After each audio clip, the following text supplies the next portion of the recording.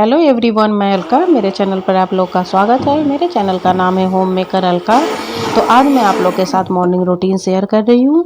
तो यहाँ मैं शुरुआत कर रही हूँ लस्सी से। तो ये लस्सी मैं बच्चों के लिए बना रही हूँ। हम लोग ने चाय पी ली है और बच्चे दूध पीना नहीं चाहते हैं गर्मी में, तो मैं उनको दही का लस्सी बनाकर या दही भी दे देती हूँ, तो वो पी लेते हैं। तो अब मैं करूँगी घर की सफाई। तो सारा वीडियो ये घर की सफाई में ही निकल जाएगा, क्योंकि जो घर में रहते हैं उनको पता ही है कि काम कितना होता है। तो लेकिन जितना मैं रिकॉर्ड कर सकती थी उतना मैंने किया है और आपके साथ शेयर कर रही हूँ। तो आप लोग भी ऐसे ही सुबह में काम करते होंगे और सुबह का ऐसे ही रूटीन होता होगा सब लोग का ऑलमोस्ट। तो यहाँ पे ईवा अपना कुछ घर में कर रही है सेटिंग अपने रूम का। तो वो हेल्प कर देती है, ऐसा नहीं है, वो अपना रूम खुद से सेट कर लेती है और जितना उससे हो सकता है। तो यहाँ पे आप देख सकते हैं कितना घर फैला हुआ है, क्योंकि बच्चों का क्लास भी चल रही थी और उसमें उनका बुक्स वगैरह इधर उधर फैला के रखते ही हैं। तो बच्चे जितना हो सकता है कर लेते हैं, लेकिन बाकी तो करना ही पड़ता है। तो यहाँ पे मैं कर रही हूँ सफाई।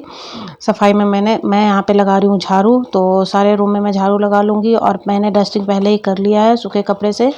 और यहाँ पर मैं झाड़ू लगाने के बाद डाइनिंग टेबल और जो सेंटर टेबल होता है, तो वो दोनों ग्लास के हैं, तो उसको मैं कपड़े से अच्छे से पोंछ लूँगी, गीले कपड़े से।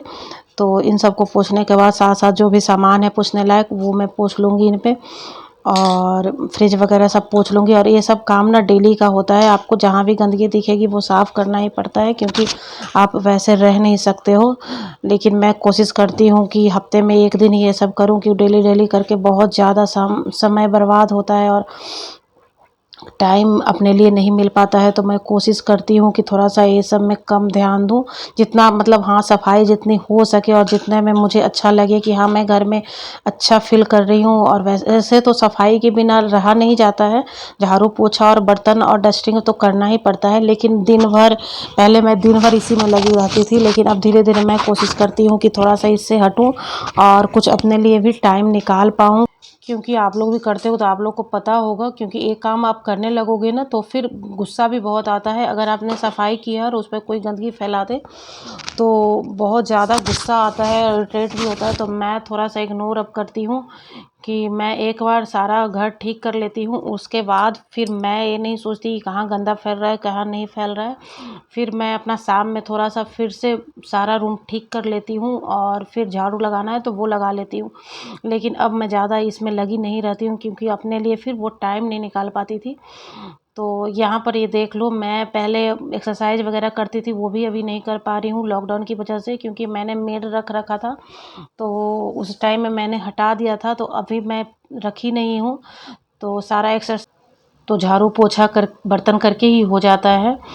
तो एक्स्ट्रा टाइम भी नहीं मिल पाता है कि मैं इन सब के अलावे फिर एक्सरसाइज भी करूं। तो मैंने अभी छोड़ रखा है, जब देखती हूँ जब मेड आ जाएगी तो उसके बाद फिर मैं शुरू करूँगी। और वैसे मॉर्निंग वॉक के लिए भी मैं जाती थी तो वो भी नहीं कर पा रही हूँ। मॉर्निंग वॉक जाती थी और एक्सरसाइज करती थी, तो मैं पर्सनली बोलना चाहूँगी कि मुझे बहुत अच्छा फील होता था और दिन भर ना एक अंदर से एनर्जी बनी रहती थी। लेकिन छूटने के बाद मुझे जैसे लगता है कि हाँ मुझे जाना चाहिए, लेकिन देखती हूँ सैटरडे संडे तो वैसे मौका मिलता है तो मैं निकल जाती हूँ। अभी भी चाहती हूँ कि मैं मॉर्निंग में जाऊँ, लेकिन हो नहीं पाता है, क्योंकि बच्चों का क्लास भी है, ऊपर से फिर घर का भी काम हो जाता है, तो मैं नहीं निकल पा रही हूँ। तो देखती हूँ कब से जाती हूँ, आप लोग के साथ शेयर करूँगी। और साथ में ईवा भी मेरी हेल्प कर रही है, वो अपने रूम को अच्छे से सेट कर रही है। तो थोड़ा बहुत वो हेल्प कर देती है, ऐसा नहीं है, और उसको बोलना भी नहीं पड़ता है कि ये काम करो चाहे वो काम करो।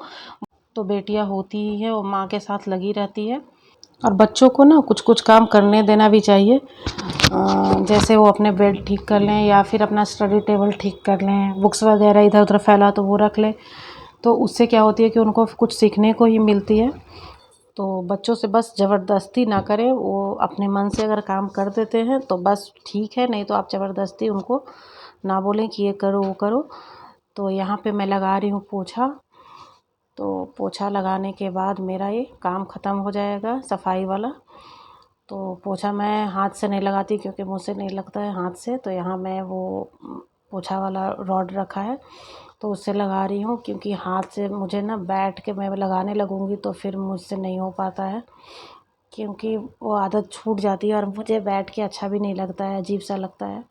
और इस पोछे से भी ना आप अच्छे से मतलब डाइनिंग टेबल के नीचे या फिर बेड के नीचे और चेयर के नीचे भी अच्छे से आप पोछा लगा सकते हो। ऐसा नहीं है, इससे भी अच्छे से लग जाता है क्योंकि यह चारों तरफ मूव होता है, तो आप इसको भी पोछे के लिए इस्तेमाल कर सकते हो। तो मुझे तो ये अच्छा लगता है क्योंकि मैं बहुत टाइम से इसे पोछा कर रही हूँ। जब भी मेरी मेड नहीं आती है तो मैं इसी से पोछा करती हूँ। और यहाँ मैं आप लोग को दिखा रही हूँ कि सफाई के बाद फिर घर का कैसा लुक है, यहाँ पे देख सकते हो आप। तो घर सफाई होने के बाद अच्छा तो लगता है, वो भी अपने हाथ से सफाई करो तो और भी अच्छा लगता है। तो यहाँ पे देख सकते हो कि साफ़ सफाई होने के बाद सारा सामान अपने जगह पे है, तो कितना अच्छा लग रहा है। और यहाँ ईवा अपने मोबाइल में कुछ कर रही है। तो मॉर्निंग का ये सबसे भारी काम जो मुझे बहुत ज़्यादा टफ़ लगता है वो ख़त्म हो चुका है। किस किस को झाड़ू पोछा करना बहुत ज़्यादा मुश्किल लगता है बताना कमेंट्स में। और तो कैसा लगा आप लोग को वीडियो? अगर अच्छा लगा तो वीडियो को लाइक करना। और ये जो रेसिपी है ना, ये आपको संडे को मिलेगी।